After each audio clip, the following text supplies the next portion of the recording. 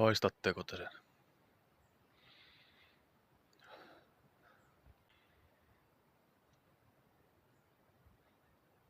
Tai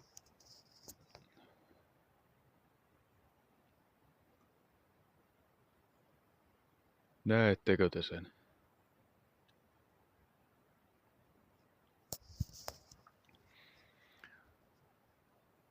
Nimittäin syksy alkaa tehdä tuloa.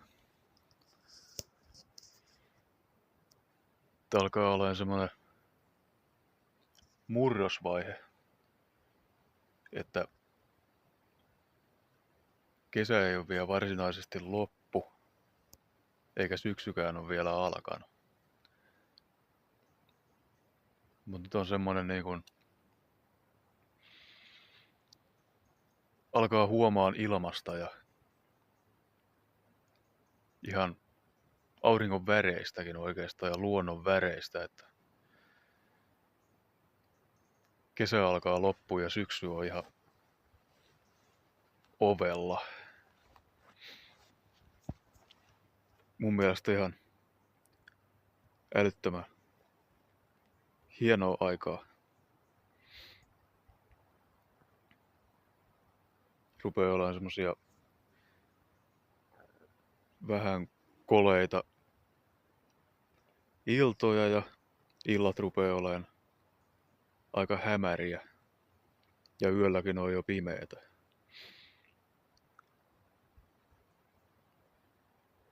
Viljakin alkaa olemaan ehkä parin viikon päästä puintikunnossa täällä. Ja kohta alkaa lehdet värjäytyy ja tippuun puista ja puskista.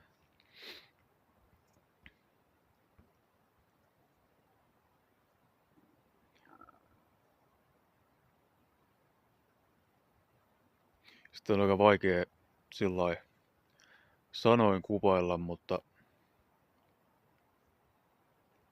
loppukesässä kun syksy alkaa, niin siinä on jotain semmoista jonkun loppumista ja taas jonkun alkamista. Ihan noin niin kuin, no sen vaan sillai tuntee.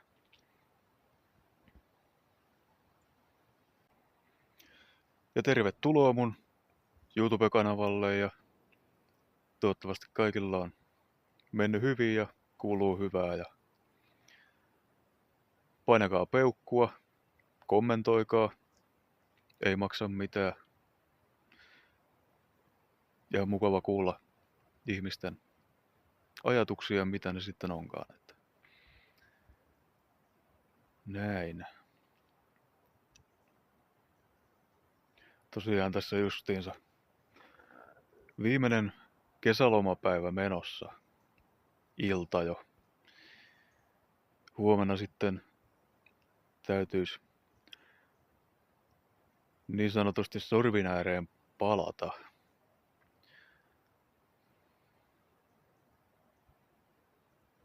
Ja eihän se oikein herkulta tunnu tällä, kun on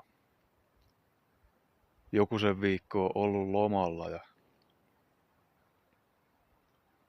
päässyt siihen semmoiseen omaan rytmiinsä ja semmoiseen luonnolliseen rytmiin, että ei tarvitse kenenkään muu pillin mukaan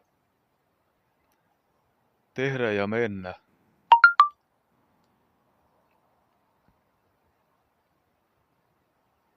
Ja se on jotenkin saanutkin entistä enemmän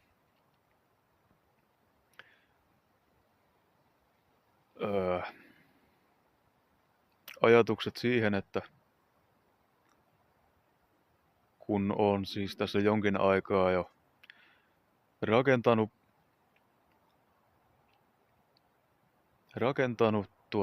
polkua, jos näin sanotaan, niin pois tästä oravan pyörästä.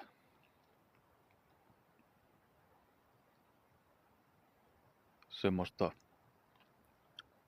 vapautta ja riippumattomuutta. Ja siitä koko ajan rakennan ja teen asioita sen eteen, jotta se toteutuu.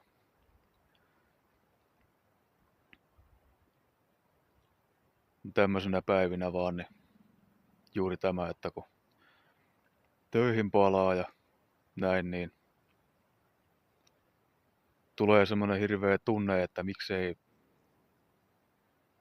ole jo vapaa ja riippumaton tuosta oravan pyörästä.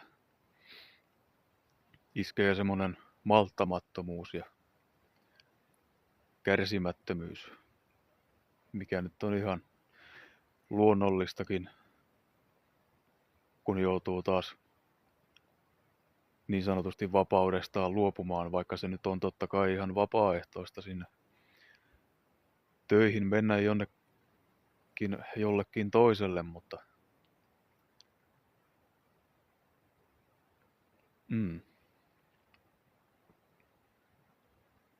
Ja sitten sitä itselleen tämmöisinä hetkinä juuri toistelee, että ne asiat ja muutokset ei kuitenkaan yleensä tapahdu ihan sormia napsauttamalla ja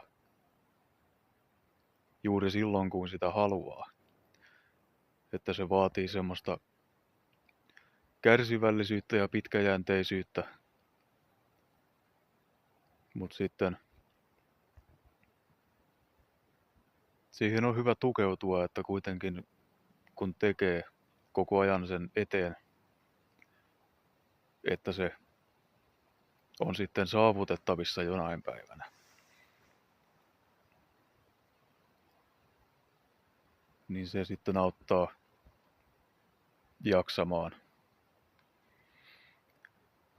jaksamaan sitä semmoista orvanpyörä, matriksi,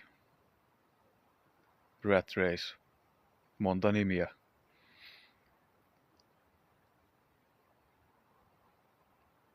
Mutta se, että ainakin itse olen muuttanut niin kuin ajatusmallin semmoiseksi, että vaikka nyt olen yhtiöllä töissä, enkä ole tällä hetkellä yrittäjänä, eli ihan tämmöisenä kellokorttityöntekijänä, niin käytän sitä ikään kuin ponnahduslautana. Et sitähän se onkin. Tiedostaa sen, että sä oot siellä niin vapaaehtoisesti ja sun ei tarvi olla siellä loppuelämääsi tai vuosikymmeniä.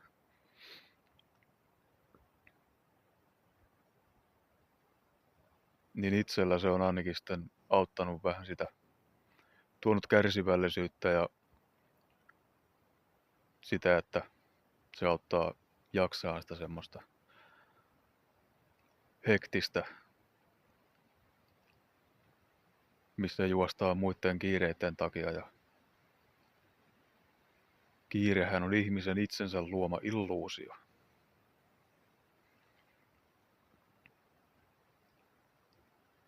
Niin.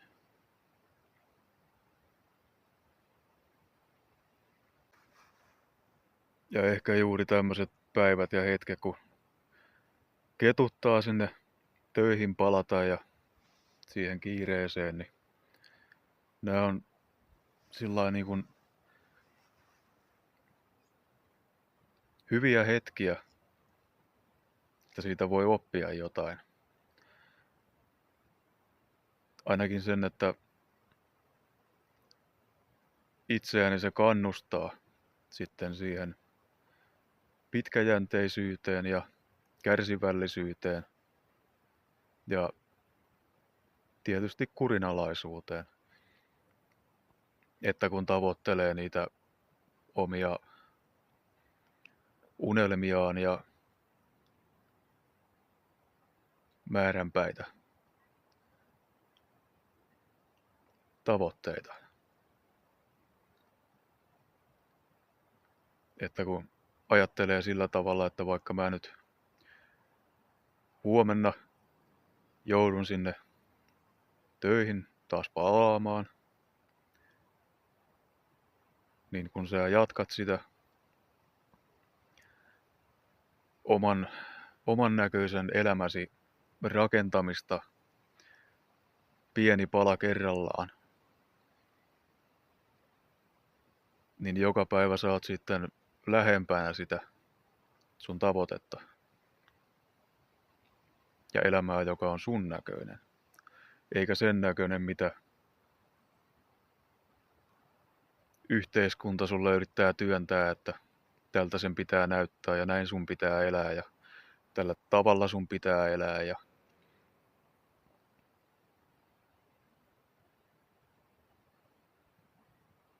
että kyllä sieltä ulkopuolelta löytyy niitä, jotka tietää, kuinka sun pitäisi elää ja miten tehdä ja missä järjestyksessä ja mikä on sopivaa ja mikä ei sopivaa.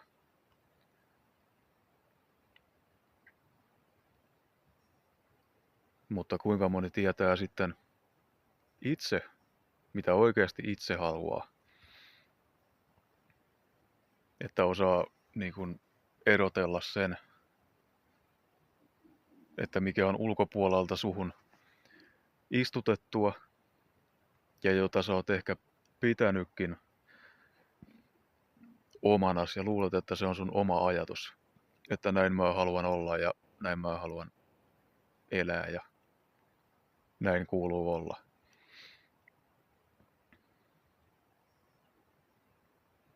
Niin kannattaa, aina kun on mahdollista, niin oikeasti pysähtyä ja tarkastella itseään ja niitä mitä haluaa.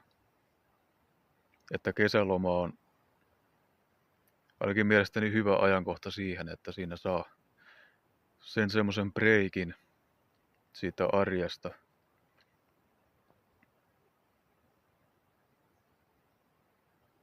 Niin silloin sitten on hyvä mahku löytää sisältään niitä oivalluksia.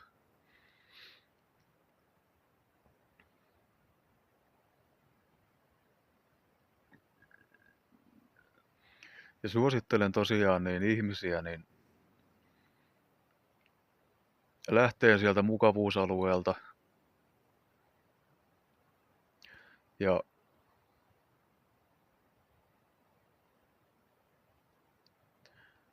miettimään sitä, että mikä sut tekee onnelliseksi. Tai mitä sä kaipaat enemmän. Mikä on työ, mitä sä haluat tehdä. Ja niin. Koska jos ei koskaan lähde siitä mentaliteetista, että 5 päivää viikosta töitä, 8 tuntia päivässä, 2 päivää vapaata, 2 viikon välein palkka tai kuukauden välein palkka, mikä on aina käytännössä se sama. Ja monella, niin kuin aika pitkälle itselläkin se on sitä, että tili tulee 2 viikon välein ja aina kun se tilipäivä tulee, niin mielessään toteaa, että johan tätä on 2 viikkoa jo odotettu. Että ei sitä niin kuin tuommoisella perustuunissa, niin nykyään sillä ei oikein rakenneta minkäänlaista semmoista tulevaisuutta. Että se on sitä tilistä tiliin ja viikosta viikkoon pärjäämistä. Mitä tämä systeemi meidän haluaa uskovan, että tämä on sitä elämää. Tämmöistä elämän pitää olla. Se nyt vain on tätä arkea.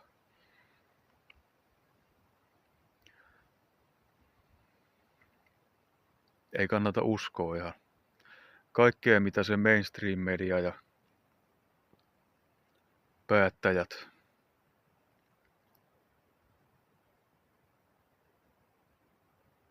ja systeemi meille kertoo.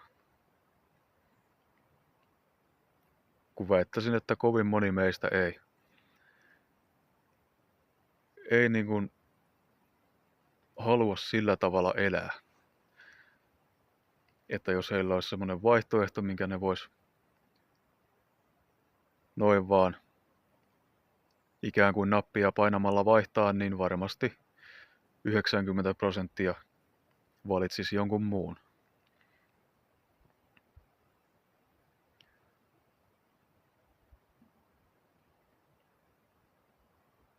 Ja se, että jos mitään ei lähde muuttamaan, niin silloinhan mikään ei myös muutu. En tarkoita, että pitää tehdä joku ihan hirveän suuri muutos kerralla tai yhtäkkiä vaan sanoo hei hei työnantajalle ja lähtee ilman suunnitelmaa pois. Niin yleensä sekään ei ole se paras vaihtoehto. Mutta lähtee priorisoimaan sitä omaa aikaansa vähän eri tavalla. Irrottautuu siitä oravan pyörästä. Kun todella monellehan se elämä on sitä, että sä oot sen 5 päivää viikosta töissä. Sitten viikonloppuna oot jossain ryyppäämässä, juhlimassa, prälläämässä. Tai sitten se aika menee jonkun ihan niin kuin fiksunkin harrastuksen parissa. Ja sitten sunnuntaina, kun sohvalla kerkiät vähän aikaa istahtaa, niin ajattelet vaan, että voi perhana, se on taas huomenna maanantai ja taas töihin. Ja sitten tämä sama systeemi pyörii koko ajan niin kuin samaa rataa. Ja sittenhän on tosi vaikea irrottautua, jos ei ensinnäkään näe sitä, että minkälaisessa systeemissä sä oot kiinni.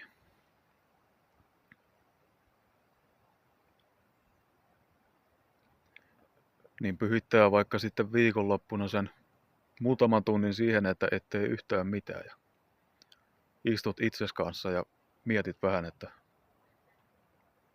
mitä sitä voisi tehdä toisin.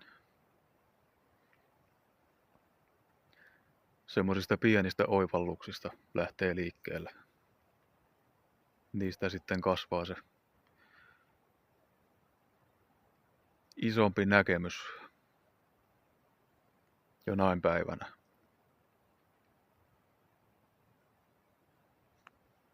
Että ei sitä tarvitse kerralla saada sitä semmoista oivallusta, että mitä mä nyt teen mun elämälläni. Monellekaan se ei tule ihan noin sormia napsauttamalla, että se koko kuva, että se rakentuu niistä pienistä palasista ja lähtee niistä liikkeelle sitten.